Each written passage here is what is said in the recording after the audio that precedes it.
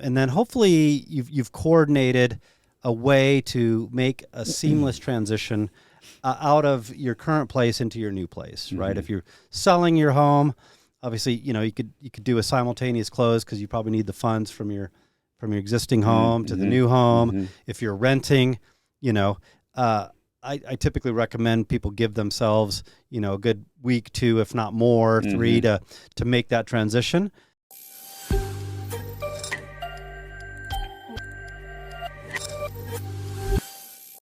Welcome to another podcast. We're super excited to continue our series of the perfect home buying process. Yes, sir. We are talking today about the most exciting day in the process. Yeah, we are like at the finish line. Yep, we rounded third. We're heading for home. Yeah, home base is in sight. That's right. It can be a great day, but it also can be a little anxiety provoking as well. It can be a lot for some people. Yeah. And it's a mixed bag, right? Because you're super excited. You've planned for this. You've worked for this, and then now you're, trying to dot I's and cross T's and make sure everything's coming together. So what we wanted to do today was just chat about what that looks like, what a lot of the questions are, because it can be a little bit of a frenzy.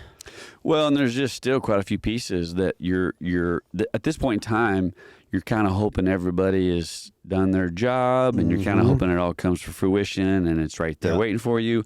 And there's a few things we're going to talk about that as agents and as homeowners, we still need to make sure we're getting done and that process is finishing up right till the very second of, that's right, signing. And then again, there's a few more steps after that. Yeah. Well, and what makes it even kind of a little more difficult is there's this lull, right? We've got all this flurry and activity, in the beginning. And then the lull is from the buyer perspective. There's typically other stuff that the sellers are working on, like fixing anything that we identified in the inspection and things like that. But really for both of them, there's a lull up until kind of the last few days, and then another flurry at the end, like you said, to just make sure everything gets done. Right. Yeah. Well, and let's just kind of jump into it. Yeah. So we're leading into the closing. Yep. We've got the office, the time, the place, the paper, the pen's getting ready. And there's some things we need to kind of make sure we're still talking about and getting done. Yeah. So one things that the buyers kind of struggle with is, when can we get on the calendar? And they think we can just put it on the calendar whenever we'd like, or whenever there's an opening. But really, there's stuff that's being done, between the lender and title and different things that need to precede getting on the calendar. So us as agents, we'll certainly put you on the calendar just as quick as title will let us. Yeah, no, exactly. So, and we're obviously going to try to help put it on the calendar when it's convenient for you as the buyer, right? Because we understand people are working, people are, doing any number of things. So within, reason, we're going to try to help coordinate all that. Yep. So let's talk about, we're going to coordinate the time. Day and time. Everything going on, right? Day, time, place. And then we're going to start talking about a few things we need to make sure. Title's going to be asking for these things usually, but we kind of want to lead to know, hey, it's in there, they've got it. So what are some of those things? Yeah, so I'm thinking like utility stuff, right? Like kind of make sure they got that on the paper. Or of course, we've already looked at maybe some closing statements previous. Yeah, so there's a lot of numbers that are being crunched at title. There's a lot of prorations, right? They've got to gather information from all of these entities to make sure that the numbers match to the day that we actually close. Because, and this is important for people to know, because the proration side of things, the money's due and or the money's given are going to depend on how much you slide out or pull in, right? Because everything's based upon that closing date. That date. The sellers are going to pay for the year up to that point, right? The rest of that year up to that point, and then the buyers are going to pay for the remaining. The remaining. So there's irrigation districts, there's HOAs, fees, whatever. Right. So they're gathering all this, and our jobs as agents are, to figure out. One is title and escrow doing all the things that they need to do and ask the questions to make sure we're on track. And then also, in part, we've got to understand if this listing agent helping the sellers are all queued up for their things as well. One of the biggest ones I'm thinking of is typically if we find something in the inspection, we give them time to address those issues prior to close. Like they've got a predefined window, whatever we specified, and then we're going to have to go back in as buyers and to verify that stuff all got done. And we kind of try to time that with the final walkthrough that make sure, hey, everything's looking the way it's agreed and it's been taken care of, whether based on inspection or a promise that was made, a contingency of request. Yeah, and you might gauge that. You might pull it in a little bit or push it closer, because if you do walkthrough, usually that's right up to the time that you're actually signing, right? Because you don't want any pipes bursting or vandalism or just something that now you've realized I've signed on the dotted line, I've funded and recorded, now I own this house, it's got issues. So what I'm saying is if there was some major items that were done in the inspection, you might want to have it re-inspected by the inspector, because maybe as a buyer, we're not quite qualified to really know if they got it done right. A lot of inspectors will do re-inspects. Yeah, but would you say that's usually done a few more days out than before a day of closing? Right. That's what I'm saying is if there's big items, you don't want to report to them, this isn't done to my satisfaction a day or two before signing because they don't have time to do that. So, it's our job as agents to monitor that, what needs to be done, did it get done, who's verifying that it got done, and all that. So, the timing needs to, to all match. So let's talk closing statement, because that's usually something that has everything and anything that's out there that exists is going to be on there, right? Any credit stuff, any of the prorated stuff is going to be shown on their credit, debit. It's going to be showing those numbers. You got the seller side, the buyer side, and then the whole statement. Yep. And we're looking at those in particular on our side, but then also does it make sense on theirs as well? Yeah, so you want to look at that, and of course we as agents will look at that. The title company will send it to us and we'll look through it. The credits and debits that you're talking about, was the sales price accurate? Was there any seller concessions given? Was the earnest money captured? As a credit to the buyer, things like that. And then, as we go down the list of prorations, we were talking about the fees that we would expect. And we're looking at it, as representation of the buyer, representatives of the buyer, to make sure that's all correct. And then I also forward it to the buyers as well. Say, hey, would you also take a look? Oh, yeah. Because the last thing we want to do is scrambling at the signing table. Well, and they want to, you don't want to surprise them. I think, hey, I got into the closing, and all of a sudden I see something I wasn't quite made aware of or forgot. Yep. But like as we have experienced, and I know this because in mountain properties, you don't have natural gas. You have electricity, you have propane, you have firewood and a pellet stove. And on that closing statement, remember, if you have propane in a tank sitting somewhere, be sure you had agreed on that in the beginning, so when it shows up in a closing statement, it makes sense to you. Yeah, there's a lot of I's dotted, T's crossed, and we want to be accurate. And, of course, when there's that final number, you want to know where that final number came from. And you want that final number I'm referring to is, do I as the buyer need to bringing money to the table, or am I getting money back? Right. And that all needs to be accurate. And, of course, getting it accurate before it's all said and done, as opposed to trying to pull some of it back, is going to make things a lot easier. But these are all the things that are going to precede that. And without the settlement state, sometimes we get it very last minute. Sometimes we get it a little bit more in advance. I would say typical. I see it a few days out. Yeah, depending on how the lenders are doing on their end, and if it's a fairly clean type deal, and everybody's working well on their end, I usually see it a day or two at least. Yeah, and it'll in part coincide or somewhat match to the length of escrow, right? If you have a hyper aggressive close date, you're already crunching anyway. It's last minute probably. Right. So if you've got 30 days, most lenders can do maybe as low as 2 weeks, or 3 weeks, you're kind of pushing. But if you've got 30 days, 45 days, none of that should be a problem. Right. Yeah. So that's kind of what we're leading up to.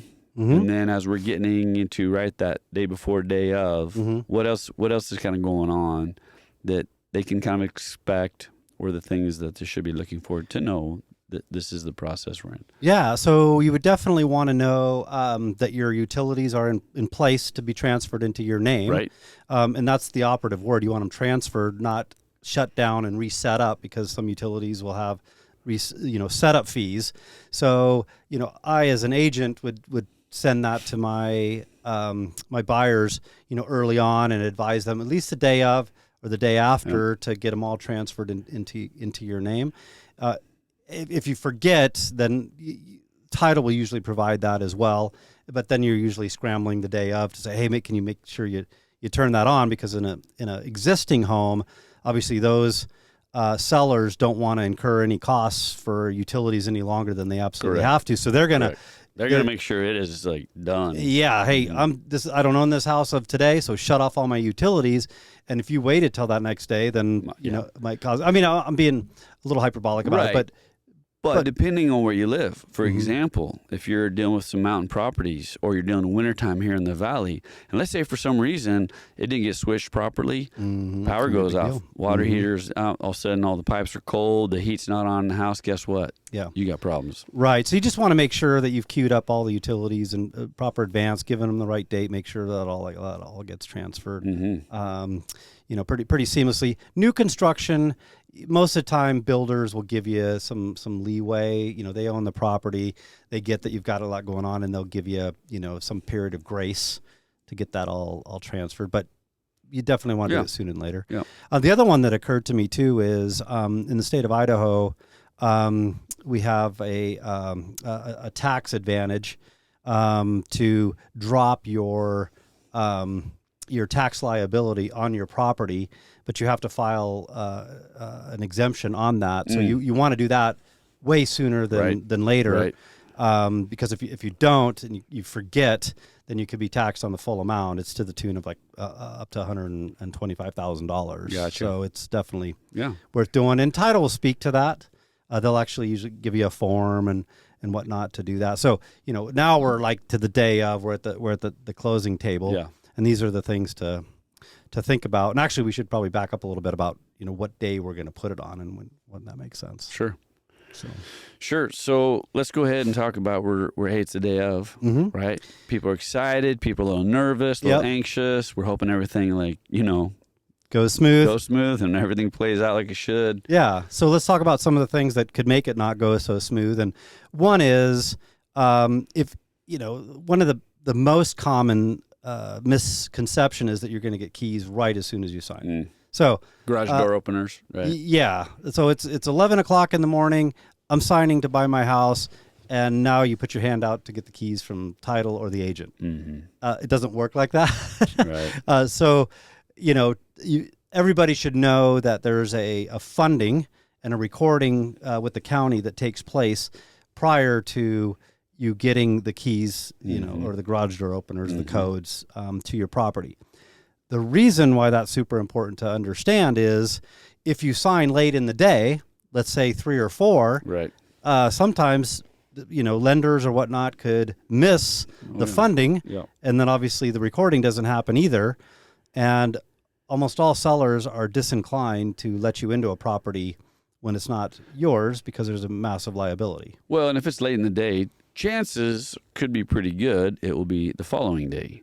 Correct. Right? In the morning or first half of the day, chances are really good it's that afternoon. Now, in particular, be advised that if it's on a Friday in the afternoon, it could be a Monday, because we've seen it where people are all ramped up. They got the moving truck lined up for, everything's loaded. They're thinking they're going to roll in there first thing Saturday morning, but they didn't realize it's not going to fund till Monday. Right. And I can almost guarantee you it'll become a point of contention between the buyers and the sellers, because the agents are going to say, hey, can you please let my buyers in soon? They got these, all these things coordinated. So for me, Thursday is quite often a beautiful day. Right? Gives you that day. So even if you don't close on Thursday, but signing on Thursday, as long as your lender's all queued up and everything can happen, you've signed that day, and you can make it convenient for your day. Let's say at the end of the day, so you leave work a little early or what have you. So you've signed, you've done your part. Sellers are going to go in maybe that same day early or the next day early, but definitely to make sure that the sequence happens, that funding and that recording takes place, like you said, so you can, because I, as an agent, even if they give me the keys and the garage door openers, I cannot give my clients the keys until I get notification from title that green light. Green light. So it can feel pretty overwhelming, the amount of paperwork that can be sitting there. It's a lot more than most people think. Right? Yep. And they're like, whoa. And of course, anybody who is doing it and does this on a day-to-day basis and they're like professional at it, they sit there and they're able to give you like the Reader's Digest version of, hey, this is what it's saying. This is how it says it. Please look over it. If you have any questions, ask. But they'll take you through that process. And it makes it a lot more enjoyable knowing and less intimidating that you don't have to sit there and try to, just line for line, every little thing. But they will explain in a way you fully understand it. Yeah, they'll go through it in great detail. There are the people, and we affectionately refer to them as readers. Sure. They're going to read it. They're going to read every word. Yep. And I've had a few of those. And that's great. If I know that going in, especially if I've, helped my clients put stuff together, the offers. You already know this. I know they're readers. Yeah. And I will notify title, and they'll say, hey, we're going to get you all these docs a couple days in advance. Yes. So that you have had your chance. Nobody's watching you read this or waiting for you to read this. And then, when you go to the table, there's the escrow officer's still going to, go down everything sequentially. Yep. But even at that, it's a good hour and a half easily. Yeah. To get this all done. So if you're reading, there's a good stack of papers, especially if you got a first and a second loan on the property. Sure. It's pretty lengthy, so you want to know that. But they make it as painless as possible. Yeah. Any questions, anything that doesn't make sense, they'll go over it and explain it. I've watched some really amazing people do it, and you really appreciate them. Yeah, and we talk about this stuff in our podcasts, and this is a high level of the days preceding the day of and the short days after. But we in our podcast we'll drill down into a lot of these specifics and try to get you this information so that it isn't the first time you're asking that question. Right. Either to us directly as agents or listen to the podcast or what have you, so that the terminology and all that that makes sense. Like when they talk about, what are prorations, it's like, well, that just means if you pull it in, you're going to pay more because you own the property sooner than what everybody thought. If it gets, pushed out, right. Vice versa. So yeah. Well, and there's to that point, there's a lot of things that you've already paid like an annual fee on, or, you've already spent a bunch of money on something. So they're going to turn around and say, okay, well, you've used X percent because you're into the year this far. So you're going to get some of that money back because the new owner's going to then assume that rest of that remaining that's owed. So there's a lot of that going on. And of course, everything is just gone through and made very clearly and it's understood. Yeah. Yeah. And the two important things to be aware of is they're going to ask you for a driver's license. Yeah. Yes. Be sure and show up with your driver's license. Yeah. It's interesting. It seems like you could go without saying that, but I've seen people show up. Maybe they're not drivers and they're just always, anyway, whatever the case may be, bring some type of identification. Make sure it's not expired. I've seen that. Oof. Yeah. Showed up. Hey, here you go. And they're like, oh, by the way, this expired a couple months ago. Right. Ouch. And then that's a problem. Yep. Ouch. And then the other is you got to bring funds. Whatever it is in that settlement statement that you're responsible for, bring it in a cashier's check or wire. My typical recommendation is bring it in a cashier's check. There's enough wire fraud going on that you kind of got to watch out for, that it just seems like the little extra effort for cashier's check makes sense. And I was going to that point, I've seen wire work beautifully, but it has to be steps followed very specific with the companies, the lending companies, and how that plays out. They usually will give you a list and a step-by-step procedure of how it has to happen, what they will do, what you do, what to expect, and what not to do if someone reaches out or calls you, because they will never reach out and ask for that stuff. It's like you're supposed to directly, there's a way to do it. And when it's done the right way, it works beautiful. Right. When all of a sudden you're not following the steps and doing exactly how you're told, it can get scary. Messy. I've heard of stories of people buying places that the money disappeared and they thought they bought a place. Yeah, wire fraud, these folks are super sophisticated. They will intercept your emails. They'll get exact amounts. They'll have all the right letterheads and logos. And, it's really tough to identify. So, our typical recommendation is call title directly. Make sure that they've, given you this procedure and that it's all, legit, so to make that transfer. But again, if you can, I'd say cashier's check would Yeah. make the most sense. Yeah, and I think that's good. Like I personally, I like wires, but I also come from a banking background. I was in the financial world for a while, So you're going to and I became very comfortable with it as long as the steps were followed. Yep. So it just depends on your comfort level, Yeah, and totally. and when it's a big numbers, I would sometimes argue, even if you're familiar with that, when you're talking tens of thousands of dollars, hundreds of thousands of dollars. Anyway, just be safe. Yeah, I think it's whatever you're comfortable with and whatever makes sense. What's the convenient, but also just follow the steps. Yeah. Yeah. Yeah, and then so this is, you're signing that this is the day of closing. This is where everything's going to happen. Hopefully you've coordinated like a day in advance for all the reasons that we mentioned, and then hopefully you've coordinated a way to make a seamless transition out of your current place into your new place. Right? If you're selling your home, obviously you could do a simultaneous close because you probably need the funds from your existing home to the new home. If you're renting. I typically recommend people give themselves, a good week, 2, if not more, 3 to make that transition.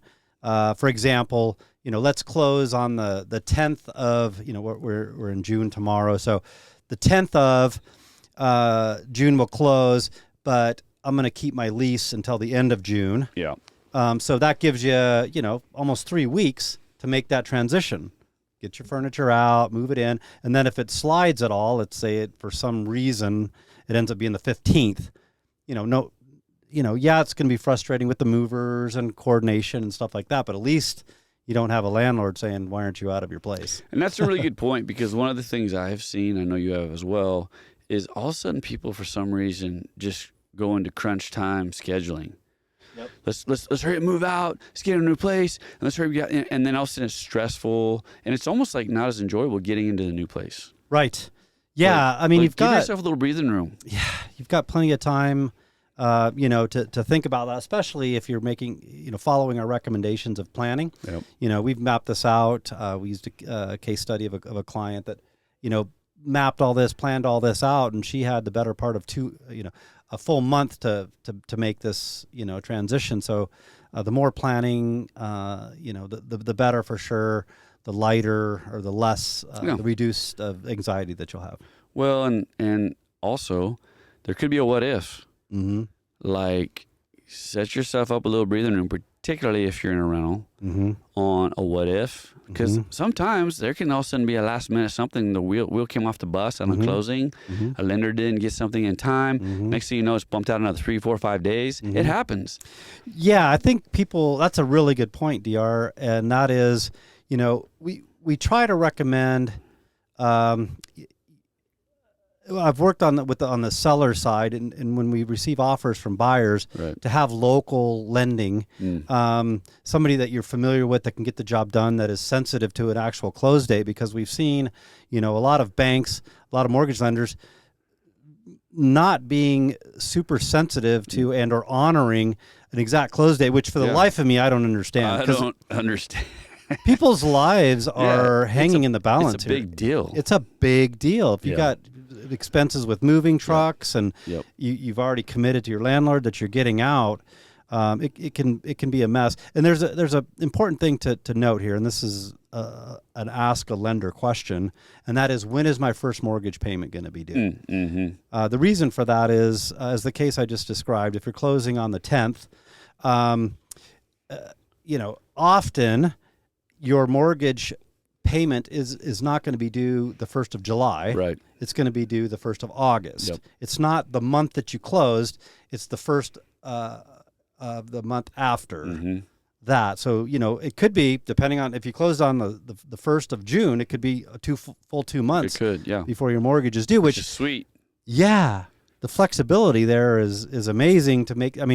So you're not feeling like you got to make both a mortgage payment and a or it gives you a little payment. extra, jingle in your pocket to buy some flowers for the front yard, right? There you go. Whatever. Yeah. I've got 1 month's worth of mortgage to get the small stuff that I need to do, and maybe it is paying for a setup fee of some utility or internet or whatever it is, but you got some flexibility. Yeah, exactly. Yeah. No, I think that covers it pretty well. Is there anything we kind of need to? Yeah, the only thing I might add is if you're transitioning from an existing home to another home, you might not get that level of flexibility, right? Because Right. now you've closed on your other place. You no longer own it. That recorded and funded, and now they want you out. So, it's not the end of the world. There's things that we can do, especially for people that have really difficult circumstances like health issues or, what have you. And I wouldn't count on this because this is always, up for agreement of the sellers of the home that you're moving into, and that's a post rental period, a period of time where you can occupy the property, rent back. Which depending on who your buyers are, that may or may not. I've seen it work very, very beautiful, particularly with people who had health issues or that were a little older. Or they really couldn't afford to spend a bunch of time and money on packing up, getting ready for a closing date, and then also, what if something got postponed or what if something happens? And they were like, we want to make sure this is happening. That was their personality. Yeah. So we said, well, let's do this. It's going to take you a while to move. It's going to take you a while to get packed and do things, right? And honestly, they had been in the house for years. So there was and they didn't have any help. Right. Like I was helping them a ton, going through things. So we did a rent back. Yeah. And it gave them this wonderful period of time to go through the process, make choices, pick the place, things that, and it was a wonderful thing for them. Yeah. We've talked about this in previous podcasts, is understanding it's both the terms and the conditions, the price, the value of the home and all that we have to factor in. And knowing that, going into it, those are things that we can ask of the other party on the other side. Hey, you're making an offer on my client's home. Yes, obviously the sales price is important to them, but they are elderly. They are, having some health issues, whatever. They're challenged with help. Would your clients be open to renting it back? These are the things you should know before you get under contract, hopefully, rather than waiting till the last minute, because,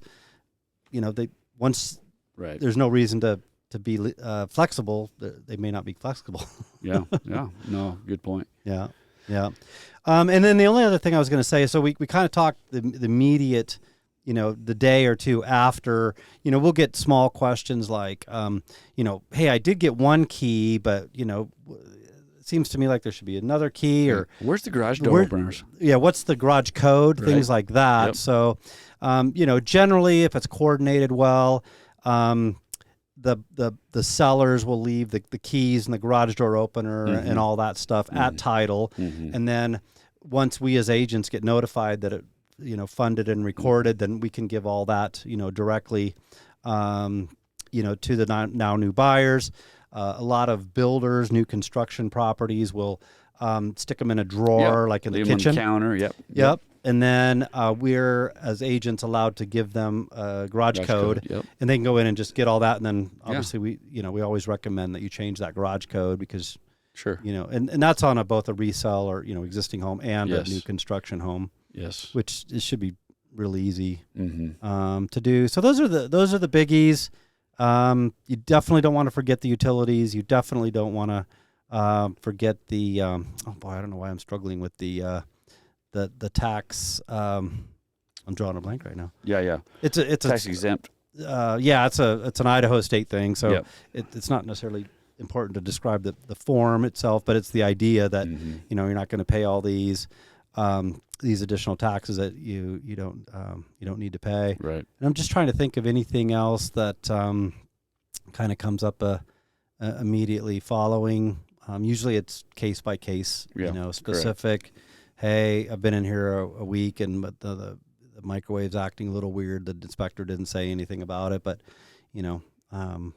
we can coordinate that. Yeah, those are things that might come up, but we just look into it, figure it out. Yeah. So, I would just kind of summarize things as if you planned well, you coordinated well, you knew what to expect, you knew what to do, things should go, pretty smoothly. But if you're kind of being reactive, you're not digging into the information, you're not really being attentive to everything that all the parties are sharing with you and all the things going on, then it can get a little chaotic. Well, and the thing that I think some people feel is sometimes they experience the deal's done and maybe they don't hear from their agent, or maybe they're hard to get a hold of afterwards because the deal's done. Yeah, that's And something I think that frustrating. really is important to know is when you're working with agents that really have established a relationship, they're doing it for the right reasons, they're there to serve, they're a continual resource for subcontractors, for places to go to get things you're looking for your home, for ways to connect in the community. And, I mean, there's all kinds of things that an agent is there to do that I know we focus on way beyond once that paper signed. Yeah, in my experience and in my advice to agents on my team is that closing date, you should think of it as really the beginning of your of a great relationship with your clients. It's the, yes, I've helped them through the process, but hopefully you've begin to befriend or already befriended these folks, and hopefully you've far exceeded their expectations, so they would want to use you again or refer friends, family to you. But really think of it as this is the beginning of a great relationship, whether or not they do refer people or they do use you again. So it's not that, hey, that transaction is done. Right. It's, hey, this relationship has begun. Yeah, I like that. Yeah. I like that. Yeah. So that's what I've got for today. Yeah. I mean, I know we're throwing a lot out there, but Yeah, that was good. It was good. But as always, you're going to have questions, right? We've talked about a lot, but things are going to come up, and we're the guys that we hope that you feel free to just reach out, and no obligation, no pressure to use us or anything. Just hey, I've got a niece or a friend that are doing something. I'd kind of like to help them out and know what's going on. Absolutely. Well, let's wrap it up. Yeah, let's do it. Yeah, with that, I'll wish everybody a blessed day. Hey, and remember this: wherever you're at, make the most of it and be in the moment.